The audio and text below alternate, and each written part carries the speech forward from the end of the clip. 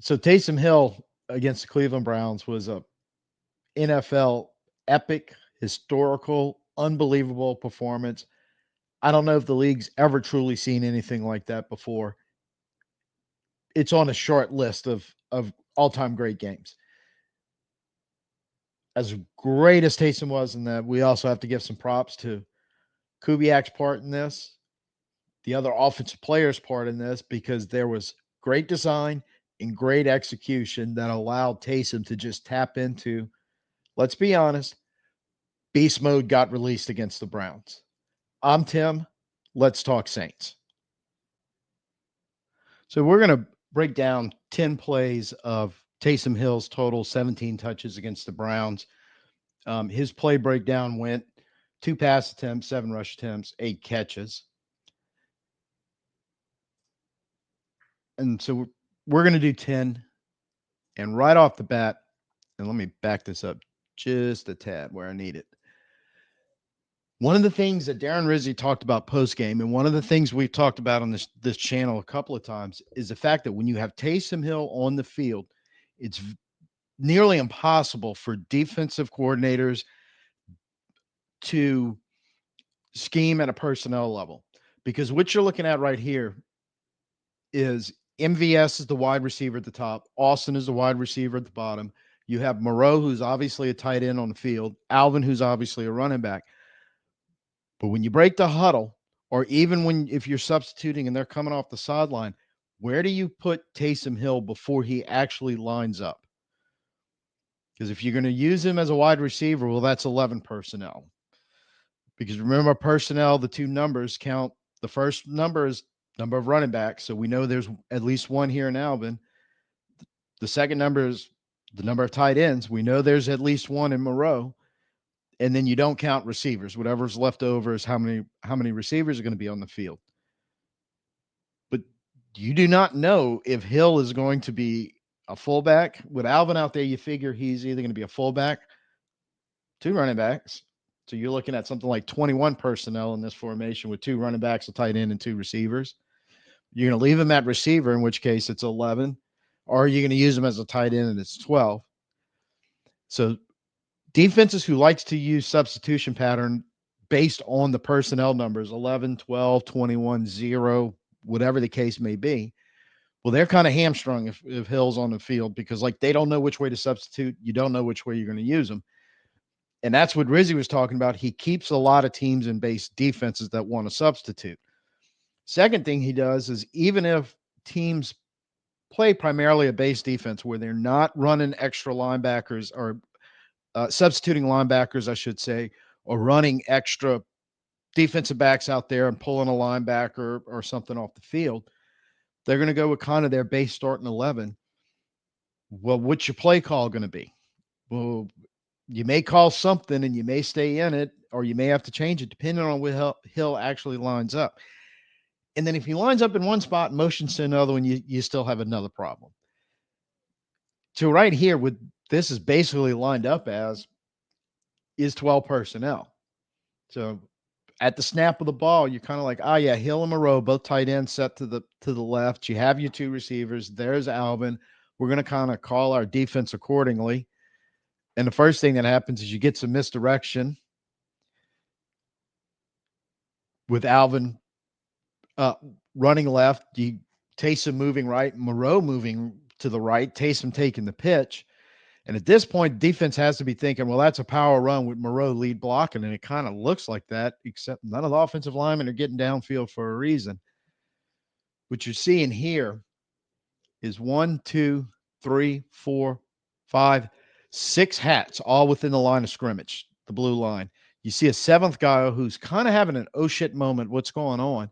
You only have 2 receivers in the route, but one of them is MVS, who's blowing the top off of this thing. And I think this guy right at the edge of your screen is in a little bit of panic mode, because he had Austin in front of him and Austin's crossing across the field.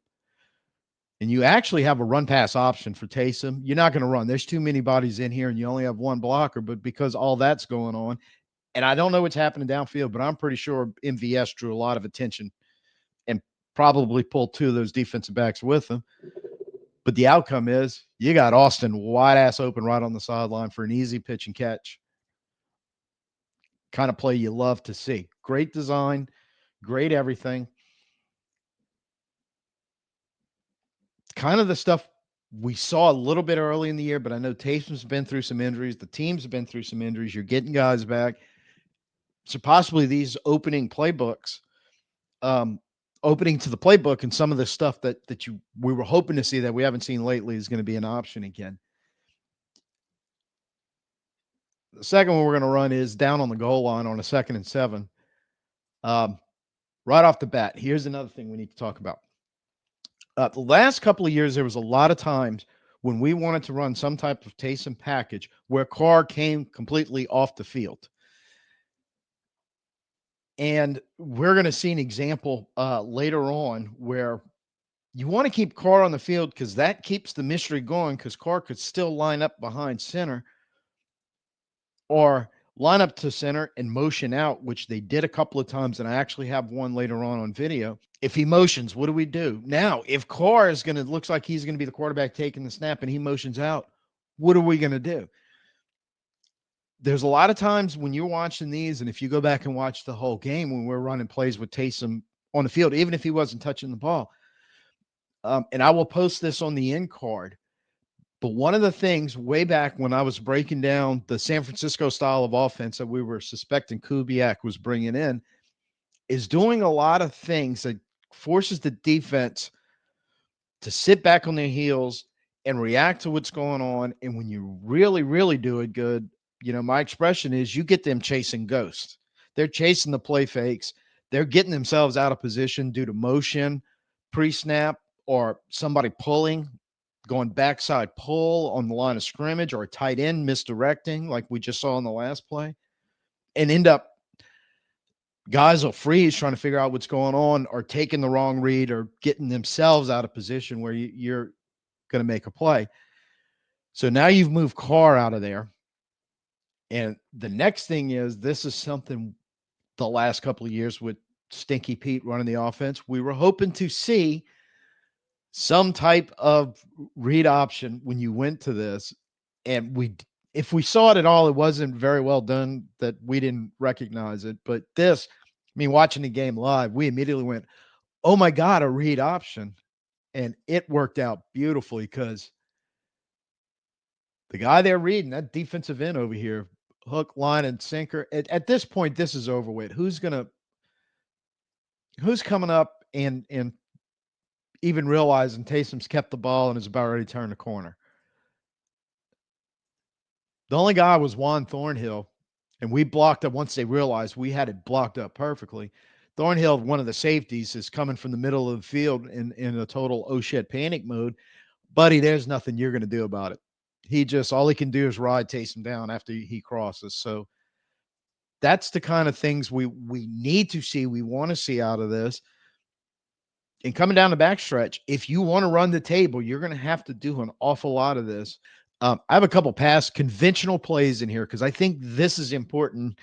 And one thing also the last couple of years we did with Taysom, it was almost always gadget plays. Like we never just really lined him up as a tight end or a wide receiver or a running back. And we did have a play that I didn't clip into this where we lined him up as a running back and actually handed him the ball. And he had a conventional handoff like he was Alvin Kamara and gained 8 or 9 yards, I think. But in the pass game right here, they're just playing like some shell coverage on this particular play. Go down, find a little spot, Carr, easy pitch and catch. You staying ahead of the chains where you need to be, keeping the ball moving, staying out of second and third and longs by doing that. And you're making him a conventional part of the offense. And now, and you do it again on this play, and it's very similar on the next play. Where once again, that's like some shell coverage, no real pressure. They're trying to hold at the sticks. He gets right to the stick. He settles in a little spot. Carr realized he had an open lane the whole way, just puts it on him, catches it, goes down, first down, keep the chain moving. Got to stop right here, but to finish up that point, that was 2. We had a few more because, like I said, I'm not doing all 17 plays here. But keeping that in there so you keep the defense honest. Real easy pitch and catch plays. This is the one I didn't realize how this play set up conventionally until I started looking at some of the highlights, and I absolutely love what Kubiak had designed on this. I love the execution, and I love the fact they did this with Mims as the running back instead of Kamara. Play action on Mims. Nobody really bites on it, but they kind of slow down a little bit because they do have to respect it and come up and possibly play the run. But meanwhile, Taysom is right here in the middle of the formation. So he's come down the line. You've got a rusher coming in that Moreau had kind of checked. Moreau's getting out in a route over here downfield. And Taysom just, let me keep you off the quarterback. Everybody's almost reacting like the ball is coming out downfield. These guys are pretty much out of the play around the line of scrimmage and in the backfield. But you got a blocker sneaking out. And Fuaga, it was questionable that we didn't get a flag on that, all fairness, but thankfully we didn't because Taysom had snuck out for an easy pitch and catch on a screen right in the middle. They sold it. Cleveland bought it. And if we'd have gotten a flag right here, I'd have been pissed. Foot right there, I guess he's still within the 1 yard, but that's dangerously close. Would have wished he'd have maybe taken a step or two back. He still would have been able to block this guy from there. But no flag. Taysom, Turf Monster gets him on the end of that play on the slip. I don't know if he'd have gotten much further, but I'd have liked to see if he could have powered through for the first down right there because odds are he might have been able to do it. I'm calling this remember this play because we saw it a little bit in preseason. We saw it several times early in the year. I don't remember seeing Taysom do it, but I do remember Moreau and Johnson on occasion doing it. But this is the old tight end stay in and help the edge player right here with a little chip, and you got guys getting out in the routes, going downfield. You little play action. Kamara comes through for a check down.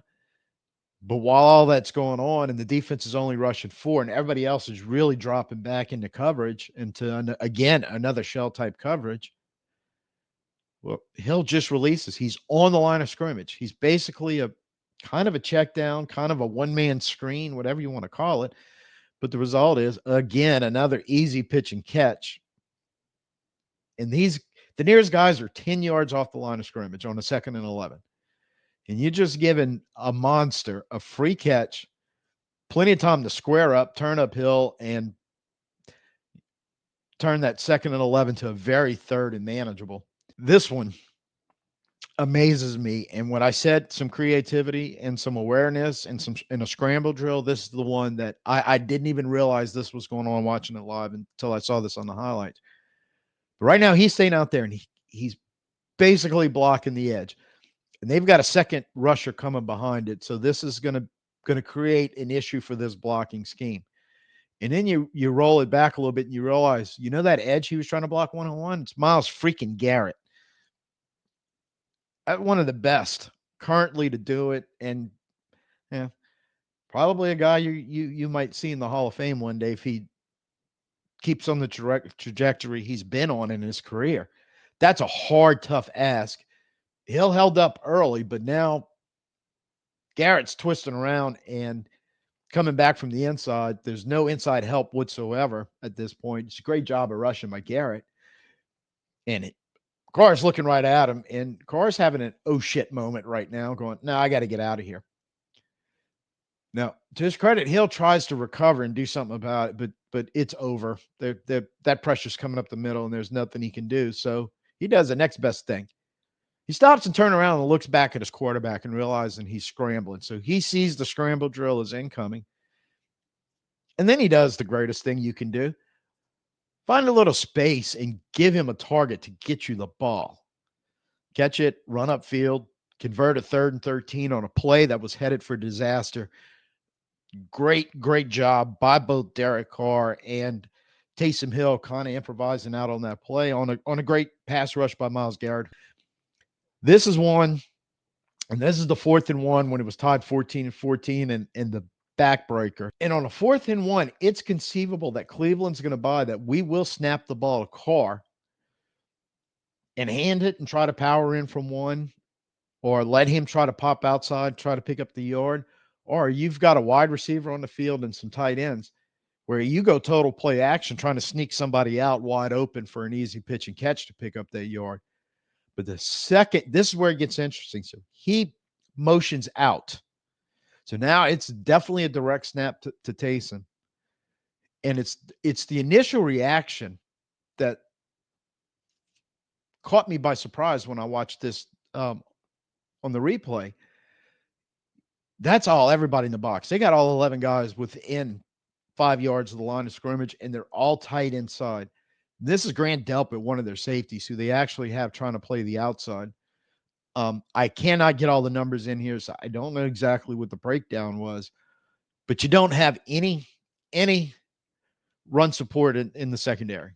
Everything's at the line of scrimmage and bunched up, and we're bunched up, so it looks like, okay, they're going to sell out and try to stop the inside run. Well, as Carr goes in motion, interesting thing develops. Delpit completely leaves the box. Now, I get you do not want to leave Derek Carr completely uncovered over here, but you don't exactly have to go where Delpit ends up on this at the snap. It's almost like he's thinking this is somebody who's a legitimate pass-catching threat, and he's getting really close to the sideline and creating space for the offense. To me, it seems like Delpit is a great ball player, would have been perfectly fine sneaking out a little bit, but kind of staying on the line of scrimmage and not getting that close to the sideline. Because even if, I feel like if Taysom would have just caught the snap and immediately flipped it to Carr, from this position here, closer to the numbers, he still has plenty of time to run up a Carr and make a tackle and stop him. If not, short of picking the first down up. But even if he manages to reach the line again, he's not going to go much further. But that little right here is an issue on this play. And it was a great design play for what they wanted to do. Delpit is now kind of Carr hadn't even budged. He's just standing there watching at this point. All that was a little eye candy. Got Delpit a little depth off the line of scrimmage and wide on the sideline. We blocked this up because they were selling out to stop the inside run. We jam all this up so nobody can get out of there and get in Taysom's way. You got guys who are unblocked, but they're caught in a wash, and they're going to stop him from gaining this yard. They got a lot to do. But here's the thing. Prentice comes out. He was lined up basically as a tight end. He seals one defender. Ruiz is the only guy that released out of as a secondary run blocker, and he kind of gets in the wash and seals this guy for a split second. He doesn't block him up all the way, but turns out he doesn't really have to. Just slow him down enough, because by the time they start to recover, we've already got the first down. And Ruiz got just enough of him, even though he gets off the block and has a shot at Carr. It's not squared up. I'm sorry, not Carr, Taysom. He's not squared up. He's trying to come in from a bad angle on the side, trying to get in Taysom's feet. If he gets lucky, he trips him up, but he'd had to have been real lucky. But the amazing thing is, because where Delpit moved to, he doesn't have a real good angle, and he doesn't really want to deepen up because he's only got like a yard and a half head start on Taysom at this point, who is squared up and about to pick up speed. So I don't know if he's just in a bad position. I really don't know what he could have done. If he deepens his angle, Taysom likely still outruns him. And if he doesn't, then he's got to try to basically do what this guy did and dive at him and hope he can trip him up. Or he can take a shallower angle and try to tackle him, but he just can't get there in time. So he ends up slamming into Taysom's hip, that's probably the equivalent of slamming into a brick wall. You probably have as much chance knocking that brick wall down doing that than you do Taysom. And at that point, it's a touchdown because there was no secondary run help whatsoever. And this really shows it. That right here, when he's making the turn and he's only got a couple of steps to gain the first down's in the books, but you got the great block here. Ruiz got just enough of this guy that he can't do anything. Delpit really has no shot. And there ain't nobody else back there but a referee who isn't going to make the tackle. One more on the read option. We did it again, but this time we get Myles Garrett. Back that up a tad. Because Garrett, who you wouldn't expect normally to do something like this, he did it. And perfectly run read option. He's ready to go crash on Kamara, who ain't got the ball. There's nothing he can do about it. I think that was number 34. Not really sure who that is. That was kind of like a business decision on trying to tackle Taysom. Taysom turns the corner, picks up a nice gain, gets us down there on goal line, and we punch it in. Most of this I've been showing you so far has been at about 70% speed. I think this is the one I got sped up to normal speed. Yep. Okay. And this is the last one, which is the play that killed it on 2nd and 7. And this was the one where last night on the post game, somebody passed a comment. He goes, "Well, we can't keep just bashing Taysom in there like we normally do and expect it to work." And I said, and I didn't know specifically some of the stuff they were doing, but I could tell from the stands it wasn't a traditional just gap scheme, try to overpower every time we were using him. And this is a great example of we definitely did not do that. That this was a well-designed blocking scheme. This is a blocking that is very resembling very much of an inside zone run, because there's the offensive line. Instead of going side to side and then trying to get upfield like you do on the wide zone, which we run predominantly, this is more you trying to get upfield, then go side to side. You know, the example everybody uses, it's like a door opening. And so the door kind of opens and creates a running lane, but it's really split zone because Ruiz has pulled out of this. And he's running around the backside to try to get a backside seal. Prentice had a hell of a game blocking because he's got another great seal block right here. And the thing is, when you're dealing with these zone schemes, sometimes a player comes uncovered, a defender, rather, comes uncovered, and the drawback of this scheme sometimes is somebody wanders in there, you just don't have enough to block them. There's not a whole lot you can do about it, and your runner has to either get around them, go through them, or I mean, it's just his responsibility. One guy came unblocked that we couldn't block with this scheme. I got to deal with him and try to make something happen. And this is a perfect example of it, because if you only had one defender in here, Ruiz on the poles, probably going to take care of him. He's blocked. There's your crease right here. Running right towards where it says split zone. And if Taysom has this lane, it's the same distance-wise touchdown run, but it happens quicker because he doesn't have to do what he ends up doing to get away from this guy. And this is one of the things on zone runs, bounce, bend, bang. Well, he's bouncing it because he couldn't bend it in there. He couldn't get through where they were trying to go. Bending it back inside wasn't going to help him because that's just running into a lot of traffic. So his two choices were to try to run over this guy or bounce it outside and try to run around him. Good choice, because he runs around him. And again, right here, this play it's done. It's over. And I love what Prentice does here just to kind of help him out. Doesn't hold, doesn't grab, just kind of little friendly, soft shove, and then lets him go. And that was just enough to give Taysom the corner. It is done. It is over with. And ain't nobody in a white jersey on that field catching him. So that's a breakdown right there. I felt like that was some stuff we needed to look at and talk about. And I will be back in a second to wrap everything up.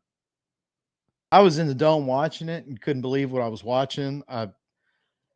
We did a post game later that night, kind of even talking about it and looking at some of the stats and all that he amassed. Just, I can't believe this. I can't remember seeing anything like this. And this is including some great days from guys like Drew Brees and Deuce McAllister over the years. But this was just greatness as a runner, as a special teamer, as a receiver, and, for one play, a great job as a passer.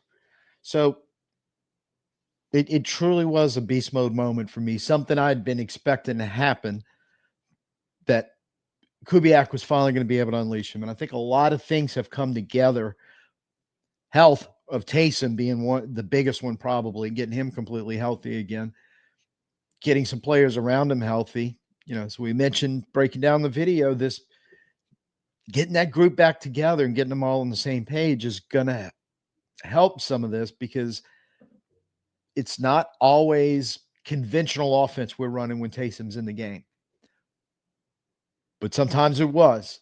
And I like the finding that balance between the two, where he's conventional and then we get him into beast mode Taysom potential with the scheme, the way we use him, and importantly, the play calling from Kubiak and the execution from the other 10 guys around him.